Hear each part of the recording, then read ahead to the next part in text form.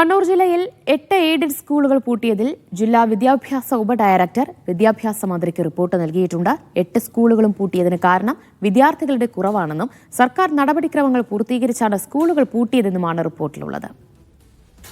സുനിൽ ഐസക് വിവരങ്ങൾ നൽകും. സുനിൽ, സ്കൂളുകൾ പൂട്ടിയതുമായി ബന്ധപ്പെട്ട എന്താണ് വിദ്യാഭ്യാസ ഉപഡയറക്ടറുടെ റിപ്പോർട്ടിലുള്ളത്?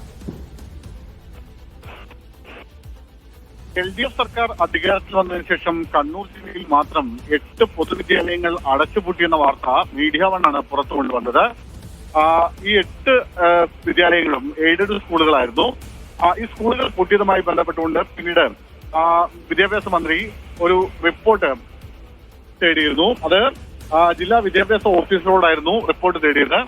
ഈ റിപ്പോർട്ടാണ് ഇന്നലെ വിദ്യാഭ്യാസ ഡയറക്ടർ മന്ത്രിയുടെ ഓഫീസിലേക്ക് അയച്ചു നൽകിയിരിക്കുന്നത്. ആ റിപ്പോർട്ടിൽ പറയുന്നത് 8 സ്കൂളുകൾ പൂട്ടിയിട്ടുണ്ട് ജില്ലയിൽ. അതായത് മീഡിയ വണ്ണിന്റെ വാർത്ത പൂർണ്ണമായും ശരിവെക്കുന്ന തരത്തിലുള്ള റിപ്പോർട്ടാണ് ജില്ലാ വിദ്യാഭ്യാസ ഉപഡയറക്ടർ നൽകിയിരിക്കുന്നത്. 8 സ്കൂളുകളും പൂട്ടിയതിന്റെ കാരണം വിദ്യാർത്ഥികൾ ഇല്ലാത്തതുകൊണ്ടാണെന്നും സർക്കാർ നടപടിക്രമങ്ങൾ പൂർത്തീകരിച്ചാണ് സ്കൂളുകൾ പൂട്ടിയതെന്നുമാണ് ഈ റിപ്പോർട്ടിലുള്ളത്. വളരെ വ്യക്തമായ റിപ്പോർട്ട് തന്നെയാണ്. ഇതിന്റെ നടപടിക്രമങ്ങൾ പൂർത്തീകരിച്ചത് കൃത്യമായി ചൂണ്ടിക്കാണിച്ചുകൊണ്ട് അതിന്റെ കുട്ടികളുടെ എണ്ണം ഓരോ വർഷവും കുറഞ്ഞു വന്നതിന്റെ കണക്കടക്കം കൃത്യമായി രേഖപ്പെടുത്തിക്കൊണ്ടുള്ള റിപ്പോർട്ടാണ് മന്ത്രിക്ക് നൽകിയിരിക്കുന്നത്. എന്തായാലും ഈ റിപ്പോർട്ട് ഇന്നലെ മന്ത്രിയുടെ ഓഫീസിലേക്ക് കൈമാറിയിട്ടുണ്ട്.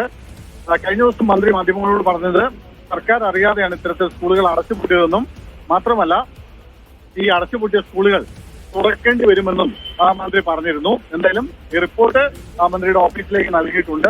ആ റിപ്പോർട്ടിന്റെ അടിസ്ഥാനത്തിൽ തുടർ നടപടികൾ ഉണ്ടാകുമോ എന്ന് കാത്തിരുന്ന് കാണേണ്ടി വരും.